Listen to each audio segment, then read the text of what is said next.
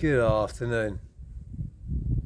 How's everyone doing on this lovely, glorious Saturday sunny afternoon? Welcome to my channel, guys. Joey Barnett TV. I hope everyone's having a good weekend. I hope you're all enjoying the sun. Just give me a minute, 'cause I need to put my glasses on because the old sun's actually shining in my eyes at the minute, guys.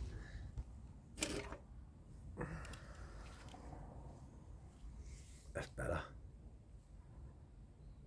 That's better. So yeah, yesterday I uploaded some content and brought back quite a few memories for quite a few of my followers.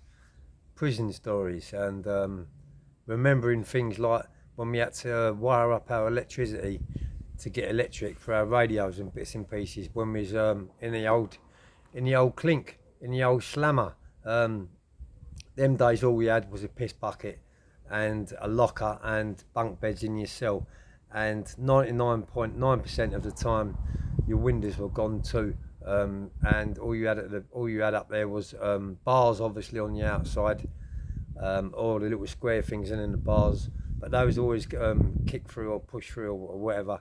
And in the winter, it was lovely in the summer, but during the winter we had to roll the newspaper up and stuff the holes up in the windows because it was absolutely freezing. It really was cold in the winter in the old shovel. But there was one good thing about the winter in the shovel. They put the hot pipes on, which means there's one single pipe what runs right the way along the cells, starting from the first cell, and it goes both sides and all up and down the wings. So each cell's got a hot pipe running through it, and that was the best time for us to brew our hooch and keep it nice and warm and bubbling on the pipe. But yeah, I've got some good memories, and God, it does bring back a few memories of the amount of times I've got caught brewing hooch, and yeah, it really does put a smile on my face. And thinking about all them years ago, I've got a little bit of PTSD, but in a way, it's good to have a little bit of PTSD because I've still hold on to them memories of years and years and years ago in the shovel, of how it was when I first went away in the 80s, in the 1980s that was.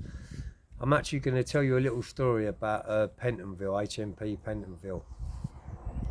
Years and years ago, just before I got there, probably in the 70s, there was a guy which used to escape, and he would climb out of his cell, get onto the roof, down the drain pipe, get over the wall, and come back in each night. So he did get caught in the end, but yeah, it was not very safe, and it was a very ancient building, and the bricks were falling out of the walls in there. The building was literally falling apart at the seams.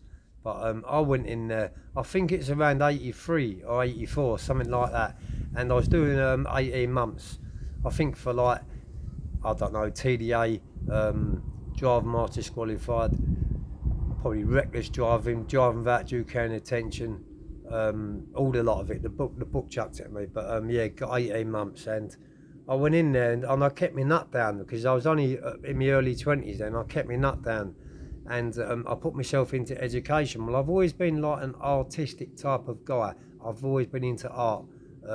The few years what I did go to secondary school, which was only a couple, by the way, I used to love art lessons, and I love painting, I love drawing, and that's where I think the artistic side of me come, and I've never ever lost a love for it, to be honest with you. I still do painting today.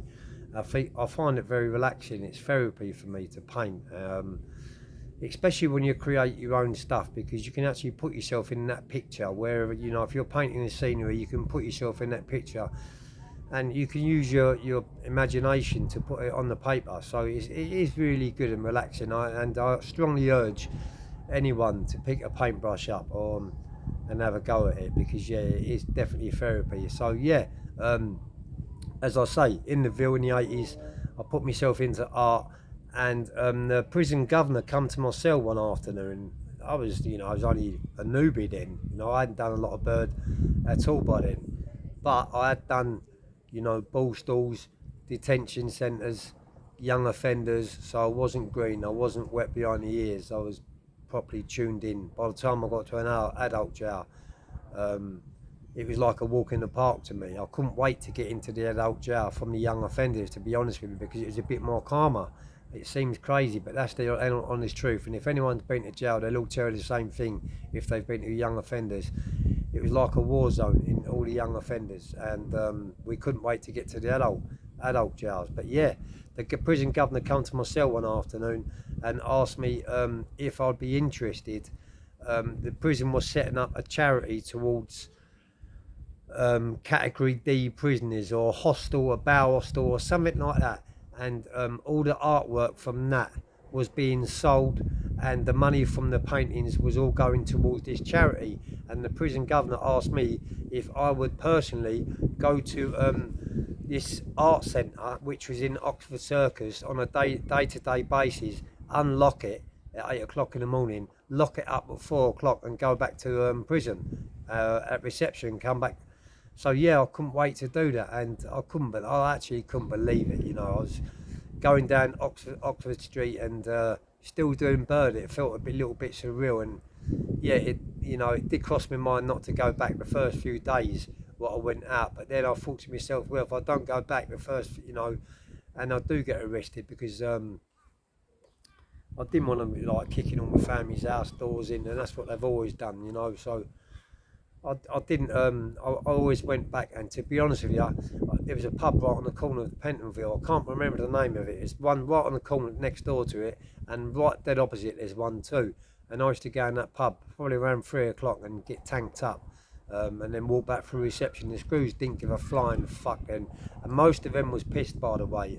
Then back in them days, you could always smell vodka or strong whiskey on their breath. And we used to have a bit of banter at reception, and yeah, I was absolutely living the dream. If you can ever live the dream in prison, that is the definition of living the dream. So yeah, guys, the art exhibition it run for 6 weeks, or it might have been 2 months or something like that.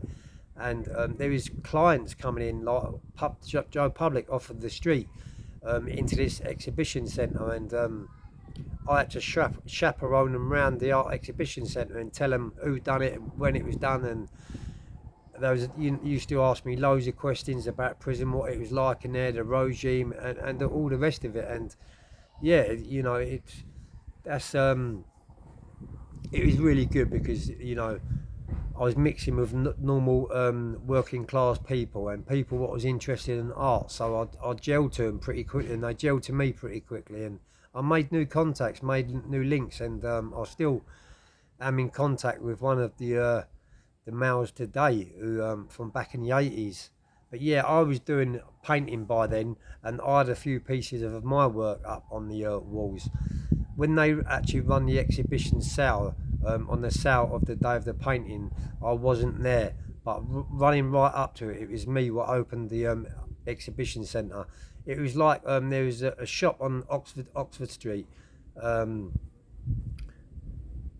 It was like a converted shop upstairs and downstairs. The downstairs was the hairdressers, and you had to go up the stairs, and that was the exhibition centre. But it was massive. It was like a through lounge, and there was probably around 100 paintings on the walls, and there was some really, really good paintings on the walls, and yeah, they all got sold.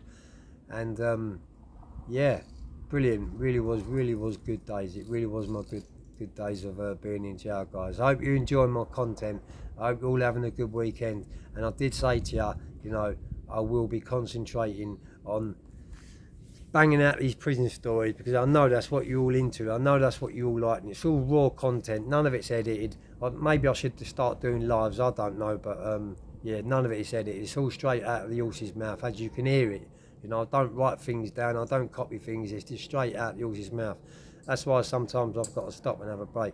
But yeah, guys, whatever you're doing, have a great weekend, and I'll be back at you soon. Peace.